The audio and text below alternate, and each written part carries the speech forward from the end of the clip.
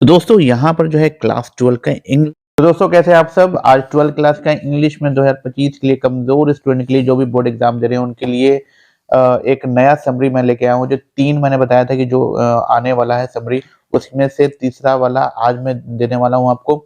तो ये वाला जो वीडियो है वो जो भी इस बार एग्जाम दे रहे हैं 12 क्लास का इंग्लिश के जो बच्चे हैं जो काफी कमजोर हैं उनके लिए मैं ये वीडियो बना रहा हूँ। और भी 2 वीडियो इसके पहले जा चुका है, तो आप लोगों ने नहीं देखा तो उसको ज़रूर देख लें। दूसरी बात है कि इंग्लिश में कुछ न आज मतलब कि कुछ नहीं आता है तो ये ट्रिक लगाना है उनके लिए जिसको कुछ नहीं आता है, ठीक है?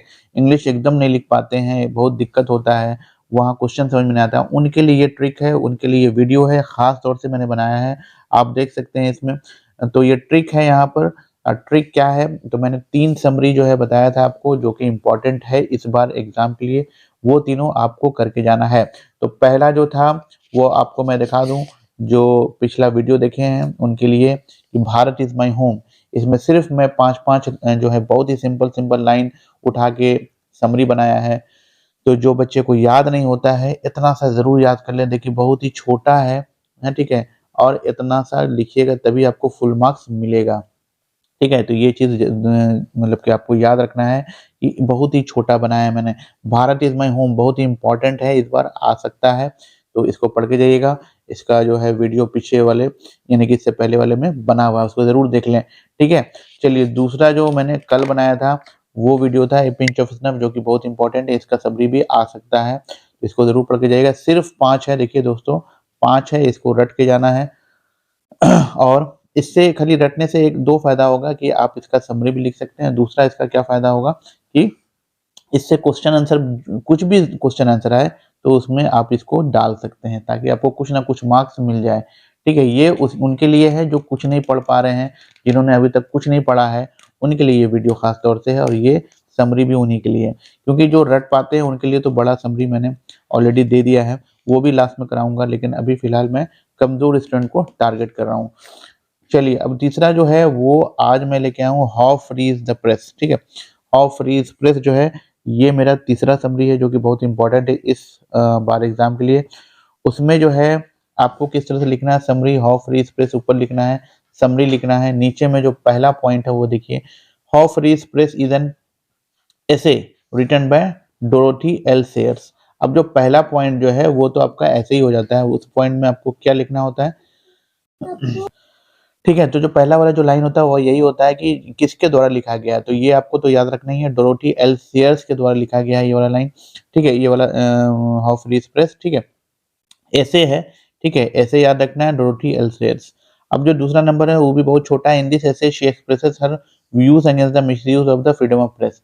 तो फ्रीडम का जो स्वतंत्रता है, ये प्रेस की जो स्वतंत्रता है उसका मिसयूज़ किया जा रहा है, ठीक है? गलत फ़ायदा उठाया जा रहा है। तो उन्होंने यही बताया है, डोरोथी एल सेयर्स ने क्या बताया है कि इस एसे में बताया है कि जो प्रेस है उसका जो है क्या हो रहा है, मिसयूज़ हो रहा है। बस इतना सा लिखना है, ठीक है? चलिए, तो मिसयूज़ हो रहा है दूसरे वाले पॉइंट में ये लिखना है। तीसरा लिखना है the press is not as free as it is supposed to be. मतलब कि फ्री जो है उतना ये प्रेस जो है उतना फ्री नहीं है, उतना स्वतंत्र नहीं है जितना होना चाहिए। सपोज्ड टू बी मतलब कि जितना होना चाहिए उतना नहीं है। As it is controlled by its owner and advertiser, क्योंकि वो कंट्रोल किया जा रहा है, ठीक है? क्या किया जा रहा है? कंट्रोल किया जा रहा है, किससे? ओनर से, यानी कि जो भी उसका जो मालिक है उससे, और एडवर्टाइज़र, एडवर्टाइज़र का मतलब हो गया जो एडवर्टाइज़मेंट उसमें देते हैं, ठीक है? जो छापते हैं, एडवर्टाइज़मेंट छापते हैं, जैसे आपने देखा होगा बड़ा-बड़ा एडवर्टाइज़मेंट छपा रहता है।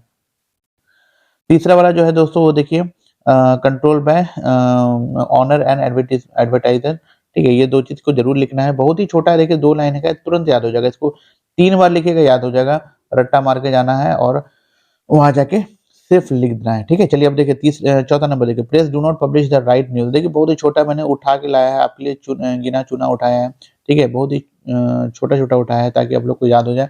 बोला प्रेस जो है do not publish the right news. Press जो है वो सही न्यूज़ पब्लिश नहीं करता है, ये आपको पता है। ये सब 3-4 बातें आपको याद रखना है कि प्रेस जो है प्रेस का मिसयूज़ हो रहा है, प्रेस जो है सही न्यूज़ नहीं देता है। अब प्रेस जो है कंट्रोल होता है ओनर से और एडवर्टाइज़र से, ठीक है? 4 तो पॉइंट ऐसे ही निकल गया दोस्तों। अब देखिए लास्ट पॉइंट देखिए, in this essay Dorothy L shares tries to convey the message that we should not blindly trust any news। बोलता है कि जो भी प्रेस में छपता है वो उस पे ब्लाइंडली यानी कि आँख बंद करके, आँख मूंद करके भरोसा नहीं करना है। ये बात डोरोथी एल्सेस ने कहा। बस क्या है इसमें, कुछ बड़ी बात तो है नहीं, सिंपल सा बात कहा जा रहा है। तो ये 5 सेंटेंस मैंने पूरा दिया, टोटल चीज़ इसमें बाइंड अप हो गया, टोटल चीज़ इसमें आ गया। आपको अगर बड़ा याद नहीं होता है तो इतना ज़रूर लिखिए, और जो छात्र जो है जिन जो बड़ा भी याद किए हैं वो इतना को भी ज़रूर लिख सकते हैं। इसके बाद आप ऐड कर सकते हैं कम से कम 10 पॉइंट, ठीक है?